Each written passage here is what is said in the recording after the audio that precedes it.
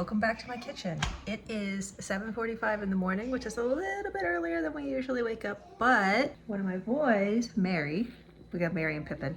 Mary is going to get his assessment for autism today. Yesterday Pippin went, it went great. The doctor was amazing.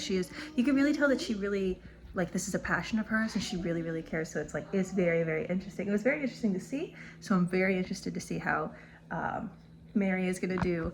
I am super excited. We've been waiting a long time for this. Am I excited for them to have autism?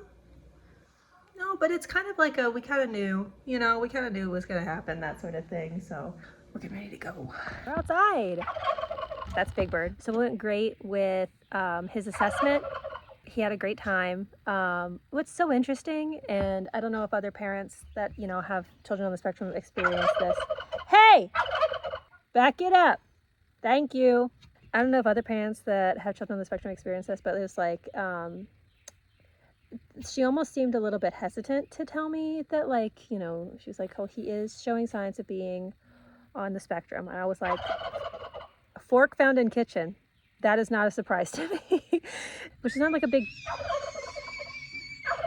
it's not a bad thing. It's not a big deal.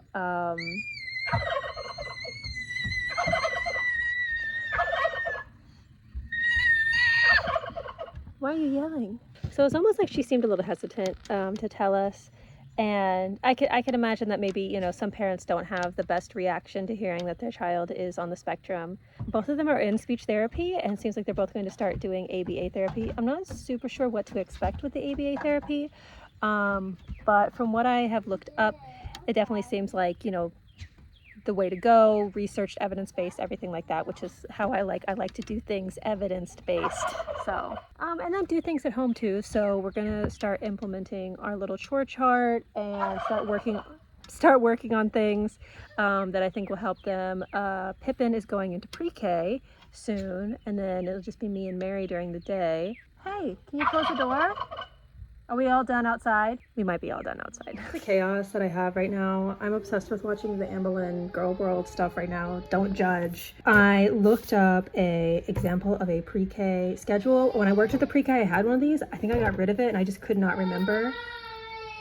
And so I thought it would be good to look it up, and I was going to try and make it kind of fit for our day. And then I was going to look up some age-appropriate chores for the boys to do and just start implementing more of a, I don't say strict, but structured routine, and helping them kind of build some of the skills of just build some skills. So I say build skills, I'm really thinking of a little bit more independence on brushing their teeth and getting dressed. Some of the fine motor skills of holding the pen. Both of them can recognize their name, but I'd really like it if I could see them holding crayons and markers a little bit more finely. And I know that may be a little bit too much of expectation, so it's I'm not really expecting them to get it perfect, but I think the more that I work with them, that when they get into school, those things that the teacher will be working, they'll kind of be oh yeah, me and mama used to do this, that sort of thing. So skills of following directions, not so that they have to obey every single order or direction that they are given, but more so of understanding when they're being given a direction, that they're being asked to be given something or do something. I'd even be okay because Pippin has started to just say, tell me no. Which understands he's being asked something, so I appreciate that. Whereas with Mary, 2-year-old, there's a lot of we're still working on our communication and understanding. Sometimes he does understand. He'll understand take your plate to the table, but it's maybe 1 out of every 8 times that happens. And I'd like to see that a little bit more. I think that would just make it a little bit easier when grandparents watch him, when he goes into pre-K and kindergarten and things like that. So they're getting their formal diagnosis. I haven't gotten the report yet, but I should be getting it soon. They have made so much progress just from a couple months of speech therapy that seeing how much they're going to grow with this additional therapy and this additional support is I'm just excited to see how much they're going to thrive and how much they're going to grow, because literally watching them grow up has just been the most it's the most fulfilling thing. And I've said this before, but as a creative person, nothing I write or nothing I draw, nothing I make will ever be as amazing as they are. Like, they are the greatest piece of art that I will ever make. It's so fun to see them. I just love to watch them all the time. Even when they're being gross, nasty little boys.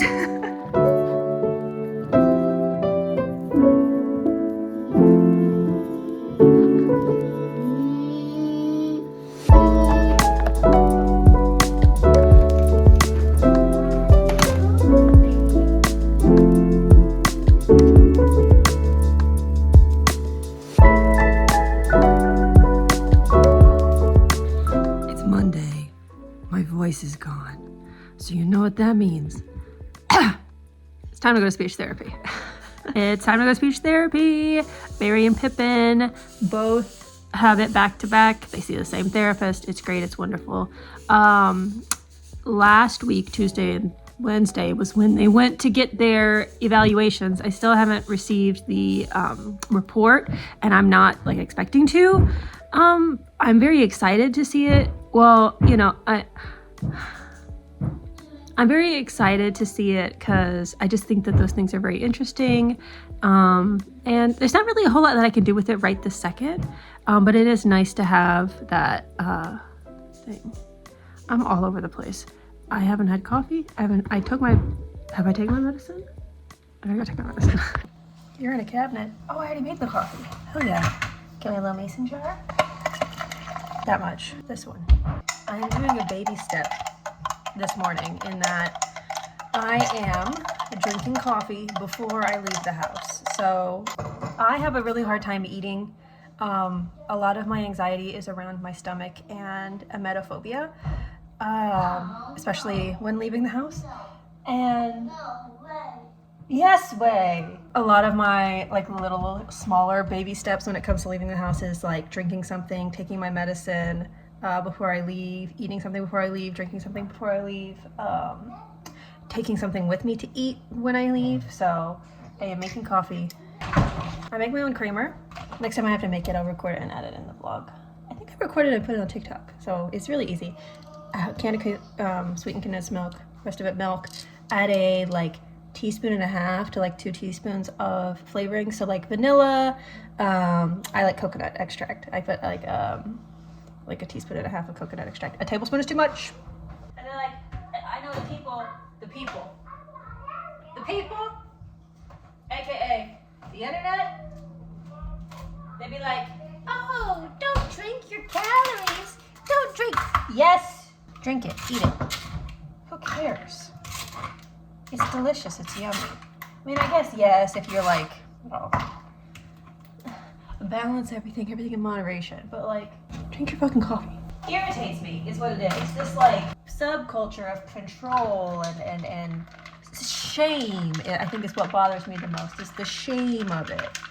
Shaming people for having a delicious coffee, shaming people for going to Starbucks or getting their McCafe or whatever. Like, I think that like the people, I mean, just having some like recommendations of like, oh, here's how you can make it a little bit healthier, here's how you can make it a little bit like whatever, or just having it once a week instead of 5 times a week is, you know, something like that is different than like this sort of like these like health gurus that I see on TikTok sometimes, where it's like, it really feels like they personally must be, in my opinion, from my perspective, I think feel a huge loss of control in their own life, or an intense amount of shame in something that they're doing because of the shame that they've tried to perpetuate onto other people, like making people feel bad for eating meat or eating like being non-vegan and things like that. You know what I'm talking about? Like the people who are like really intensely like, if you eat a steak, you're a monster. You know what I mean?